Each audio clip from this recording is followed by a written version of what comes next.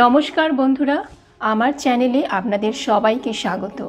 সামনেই রথযাত্রা, আর আজকে আমি আপনাদের জন্য নিয়ে এসেছি রথযাত্রা স্পেশাল রেসিপি খাজা। পুরীর জগন্নাথ দেবের মন্দিরে এই খাজা প্রসাদ বা জগন্নাথ দেবের ভোগ হিসেবে নিবেদন করা হয়।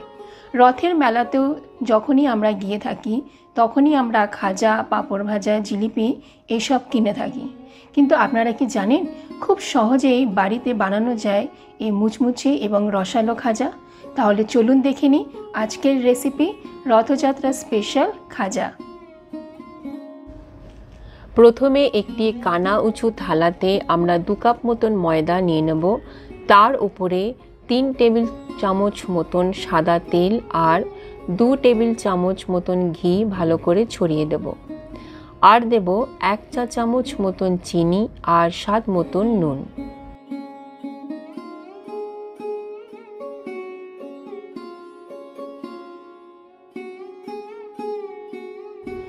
এবার আমরা ভালো করে ময়ান দেব। এখানে যেভাবে আমি ময়ান দিচ্ছি বা আপনারা বাড়িতে লুচি বা পরোটা বানানোর সময় যেভাবে ময়ান দিয়ে থাকেন ঠিক সেইভাবে আপনারা ময়ান দেবেন। এরকম যেন ঝুরঝুরে হয় সেটা খেয়াল রাখতে হবে।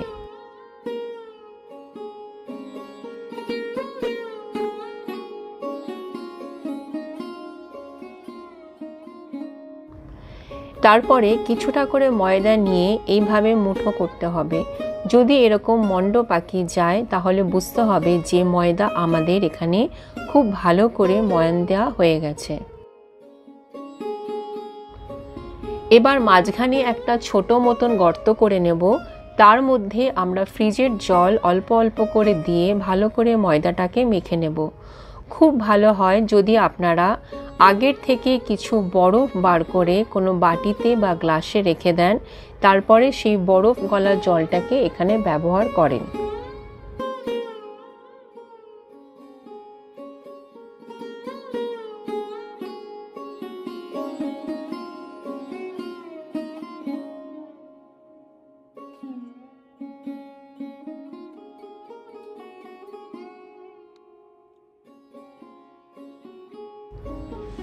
একবারে বেশি জল দিয়ে ময়দাটাকে মাখবেন না, অল্প অল্প করে জল দিয়ে তারপরে এটাকে মাখবেন।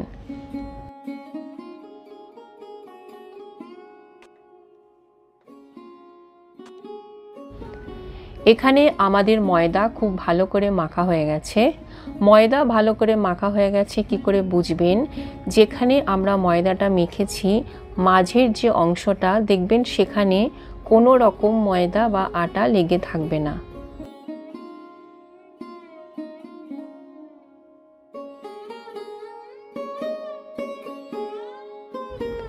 আপনারা একটু লক্ষ্য করলে দেখতে পাবেন যে এই থালার মাঝখানে কিন্তু কোনো রকম আটা বা ময়দা কিছু লেগে নেই।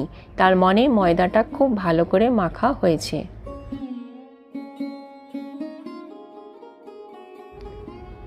এবার একটা কাপড়কে ভালো করে ভিজিয়ে জলটাকে চিপে দিয়ে তারপর সেই কাপড় দিয়ে আমরা ময়দাটাকে এইভাবে আধা ঘন্টা মতন মুড়িয়ে রেখে দেব। তারপরে আমরা আমাদের চিনির রসটাকে এখানে বানিয়ে নেব। চিনির রস বানাতে একটি সসপ্যানে আমরা প্রথমে 1 কাপ মতন চিনি আর 1/2 কাপ মতন জল নিয়ে ভালো করে মিশিয়ে নেব। তারপরে কম আঁচে এটাকে ফোটাতে থাকবো যতক্ষণ না ওপরে বুদবুদ হচ্ছে। যখন এরকম বুদবুদ হবে তখন আমরা গ্যাসটাকে বন্ধ করে দুটো আঙুলের মধ্যে 1 ফোঁটা রস খুব সাবধানে নিয়ে এইভাবে দেখবেন যে এরকম একটা সুতোর মতন দেখা যাচ্ছে কিনা। যদি দেখা যায় তাহলে বুঝতে হবে চিনির রস এখানে তৈরি হয়ে গেছে। এই রসের মধ্যে 2 থেকে 3 ফোঁটা লেবুর রস দিয়ে রাখবেন, তাহলে রসটা ক্যারামেলাইজড হবে না। আধা ঘন্টা হয়ে গেছে। এবার আমরা ময়দা থেকে কাপড়টাকে খুলে নেব। তারপরে ময়দাটাকে ভালো করে আরও বেশ কয়েকবার এভাবে মেখে নেব।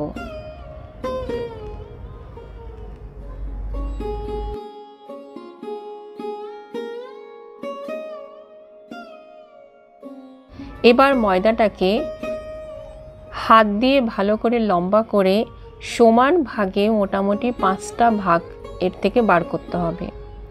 চোখের আন্দাজে মোটামুটি 5টা ভাগ হলেই হবে, কম বেশি একটু এদিক ওদিক হতেই পারে। আমাদের 5টা ভাগ এখানে বেরিয়ে গেছে বা 5টা লেচি। এবার আমরা ওপরে ময়দা ছড়িয়ে ভালো করে এইভাবে চাকি বেলনার সাহায্যে গোল গোল করে বেলবো।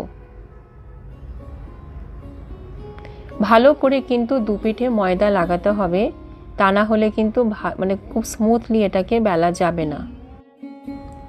5টা লেচিকেই কিন্তু আমরা এরকম ভাবে গোল গোল করে বেলে নেব।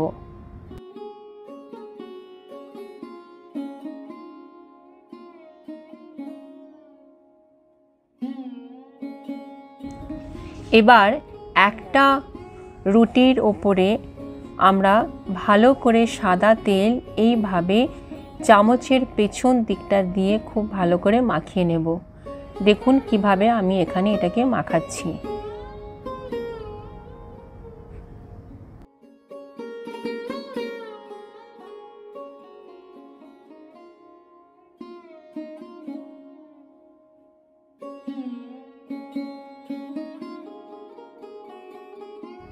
তেলের ওপরে এইভাবে ময়দা আমরা এরমভাবে ছড়িয়ে দেব।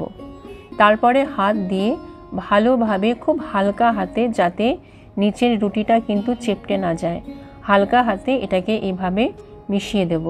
তার ওপরে আরেকটি রুটির মতন যে আমরা বেলেছি সেটাকে দিয়ে দেব। দিয়ে ভালো করে হালকা হাতে এটাকে একটুখানি প্রেস করে দিয়ে তার উপর আমরা আবার আগের বারের মতন ভালো করে সাদা তেল এইভাবে দিয়ে চামচের পেছন অংশটাকে দিয়ে খুব ভালো করে মিশিয়ে নেব। তার উপর আবার ময়দা এইভাবে ছড়িয়ে দিয়ে তার উপরে আর একটা যে রুটি আমরা খুব ভালো করে লাগিয়ে নেব। এইভাবে 5খানা রুটিকেই করে নিতে হবে।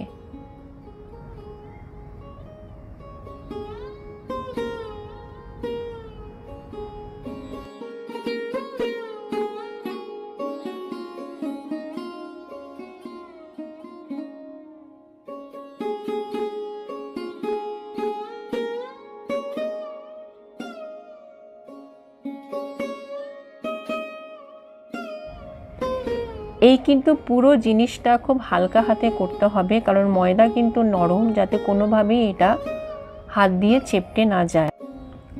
শেষে রুটিটা লাগানো হয়ে গেলে আমরা তারপরে এইভাবে 5টা রুটিকে একসাথে করে হালকা হাতে একটু চেপে চেপে রোলের মতন করে এটাকে তৈরি করতে হবে। দেখুন আমি এখানে এটাকে কিভাবে করছি। একটু চেপে চেপে করবেন, তাহলে ভেতর থেকে জিনিসটা একটু শক্ত মতন হবে এবং ভাজার সময় কিন্তু যে ধাপগুলো তৈরি হবে সেগুলো কিন্তু খুলে আসবে না। তারপর চারধারে এরকম জল দিয়ে আমরা এটাকে ভালো করে মুড়ে নেব।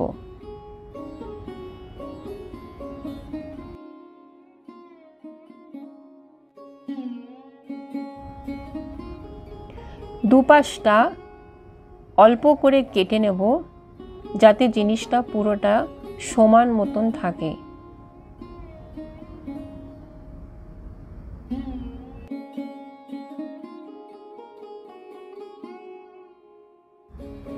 তারপর চোখের আন্দাজে 1 আঙুল মতন করে এইভাবে কেটে নিতে হবে।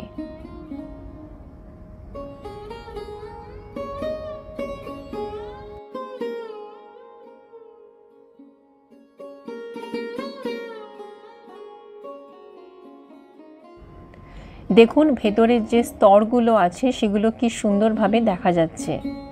এবার আমরা চাকি বেলনার ওপর রেখে আঙুল দিয়ে হালকা করে চাপ দিয়ে এরকম একটু চ্যাপ্টা মতন করে নেব। তারপর বেলন দিয়ে এটাকে ভালো করে দুপিঠ বেলে নেব। এখানে কিন্তু আমরা কোনো রকম ময়দা দেব না আর।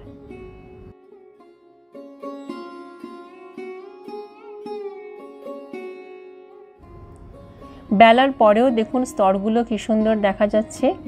আমাদের এখানে সবকটা খাজা বেলা হয়ে গেছে। এবার আমরা এগুলোকে ডুবো তেলে ভেজে নেব।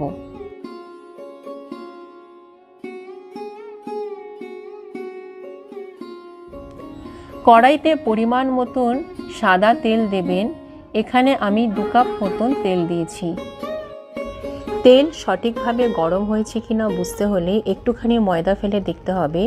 যদি সেটি ওপরের দিকে উঠে আসে তাহলে বুঝতে হবে তেল ভালোভাবে গরম হয়েছে। এবারে আমরা এক এক করে খাজাগুলো দিয়ে দেব এবং অল্প আঁচে এগুলোকে আমরা ভাজবো। কড়াইয়ের আকার অনুযায়ী সেইভাবে খাজাগুলো দেবেন। খুব বেশি একবারে দিলে একটার গায়ে আর একটা লেগে যাওয়ার সম্ভাবনা থেকে যায়।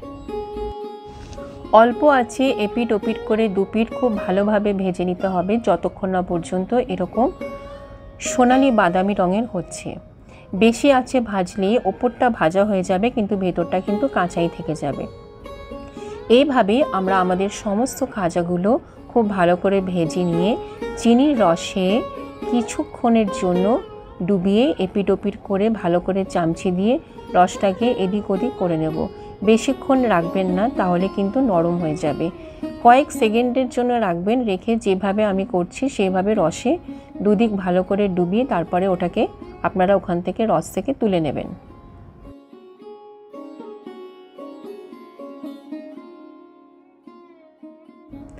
তৈরি হয়ে গেছে আমাদের রথযাত্রা স্পেশাল মুচমুচে এবং রসালো খাজা।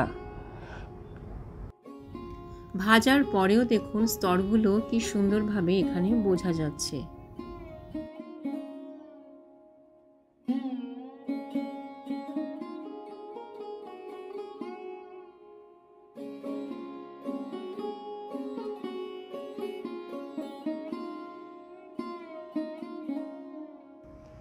তাহলে বন্ধুরা দেখলেন তো খাজার রেসিপি। কেমন লাগলো আমাকে অবশ্যই কমেন্ট করে জানাবেন। আর রেসিপিটা যখন দেখতে শুরু করবেন তখন একটা লাইক বাটন দিয়ে শুরু করবেন। ভালো লাগলে কমেন্ট করবেন, শেয়ার করবেন আর অবশ্যই আমার চ্যানেলটিকে সাবস্ক্রাইব করে নেবেন। তাহলে এইবারে রথযাত্রায় বাড়িতে বানাচ্ছেন তো এই খাজা? যদি বানিয়ে থাকেন তাহলে আমাকে নিশ্চয়ই জানাবেন যে কেমন লাগলো আপনাদের। খুব শিগগির আরও একটি নতুন রেসিপি নিয়ে আসবো আপনাদের কাছে। আজকের মতন আসি, নমস্কার।